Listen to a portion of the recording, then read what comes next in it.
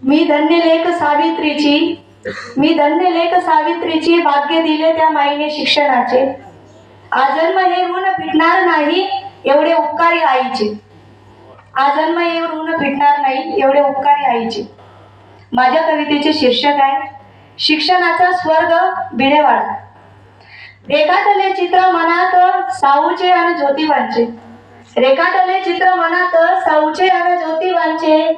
मिळाले पंख मला लढण्या थोर कर्म या देवतांचे। अन्याय त्रास सहन करून शिक्षणाचे कार्य सुरू केले। अबोल असलेल्या लेखणीला महान कार्याने बोलके केले। अबोल असलेल्या लेखणीला महान कार्याने बोलके केले। प्रथा होती त्या काळी चूल आणि मूल सांभाळण्याची। प्रथा होती त्या काळी चूल आणि मूल सांभाळण्याची। अधिकार नव्हता कसला स्त्रीला फक्त घोर रूढी आणि परंपरांची। अधिकार नव्हता कसला स्त्रीला फक्त घोर रूढी परंपरा पाळायची।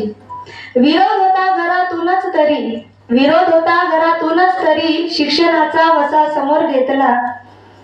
भेद परंपरा अनिष्ट रूढी या सगळ्यांना आळा घातला। ठेवू कायम मनात आपण या देवतांचे आदर्श।